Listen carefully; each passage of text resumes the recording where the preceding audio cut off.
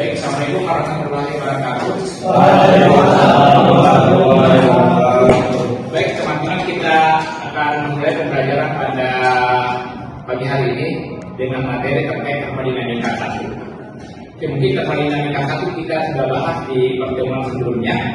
Nah, untuk pertemuan kali ini, sebelum kita memulai pembelajaran, terlebih dahulu saya akan mengakses kehadiran.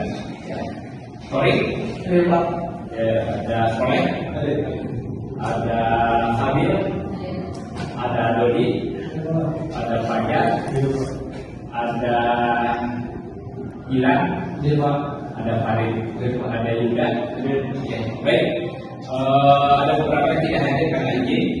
Jadi nanti kita akan isi keseimbangan yang itu pelajaran pada pagi hari ini. Baik, teman-teman, untuk pembelajaran termodinamika sebelumnya kan kita sudah bahas terkait materi pendahuluan untuk termodinamika. Dan yang saya mungkin yang bisa teman-teman saya sampaikan untuk dijawab di pendahuluan ini, ada yang bisa menjelaskan apa bedanya termodinamika dengan perpindahan panas? Sorry, atau Farid? Termodinamika mungkin lebih ke siklusnya, Pak. Ya, kalau perpindahan panas langsung cara mekanismenya. Betul. Jadi kalau perpindahan panas, betul yang disampaikan tadi sama Farid, kalau perpindahan panas itu terkait mekanisme pindahnya energi. Nah, kalau termo hanya terkait energi yang dikandung oleh sistem atau siklus itu. Betul ya. Oke, baik teman-teman, kita akan fokus ke materi pertemuan kali ini, yaitu terkait akan bahas tentang siklus di termodinamika, yaitu siklus Rankine. Siklus Rankine ini ada yang tahu kemana digunakan siklus Rankine? Betul.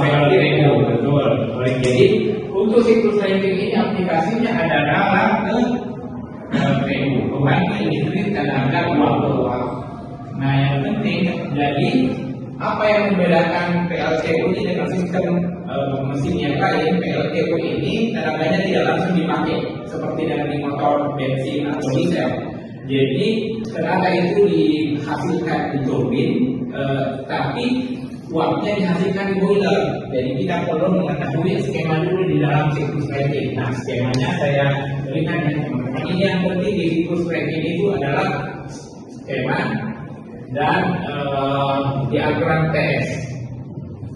Diagram TS-nya. Nah, untuk skema kita mulai dengan di pompa, kemudian air ini akan masuk ke sistem boiler.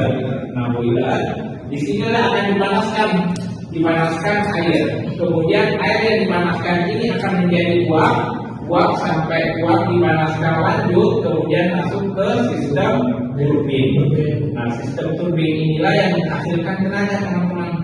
Di turbin ini, nah di sini akan menghasilkan tenaga keluar WT nanti.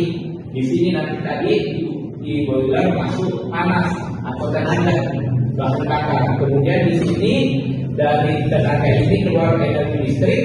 Kemudian sisa uapnya akan didinginkan di kondensor. Nah, kondensor ini akan mendinginkan uap dengan menggunakan air dingin dari luar. Nah, di sini ini namanya kondensor. Titik 1, ini titik 2, titik 3, titik 4 ya. Nah, kalau kita kaitkan dengan diagram TS-nya, kita buat diagram TS-nya. Ini diagram temperatur terhadap entropi.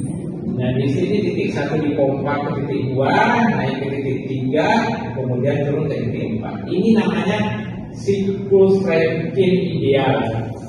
Siklus Rankine ideal. Oke ya, siklus Rankine ideal yang akan dipakai. Kemudian ini titik 1, titik 2, titik 3, dan titik 4. Nah, itu. Oke, untuk proses 1, kedua ini adalah dipompa. Ini kan pompa ya. Pompa di sini ada tenaga pompa masuk WP. 1 itu pompa pada isentropik. Isentropik itu proses berlangsungnya pada entropi yang konstan. Kemudian di sini ada dipompa. Setelah dipompa akan dijadikan uap. Makanya 23 itu akan dijadikan proses uap. Proses pemasukan kalor dari luar menggunakan kalornya apa aja, kayak batu bara, kemudian biomasa, kemudian prosesnya. Kemudian ada lagi 3 dan 4. 3, 4 itu menghasilkan tenaga listrik, yaitu ekspansi ya. Di sini 3, 4 ekspansi pada isentropik karena dia konstan pada isentropik. Nah, kemudian ada lagi 4 ke 1. 4 ke 1 itu proses pembuangan kalor di proses pembuangan kalor pada isotermal.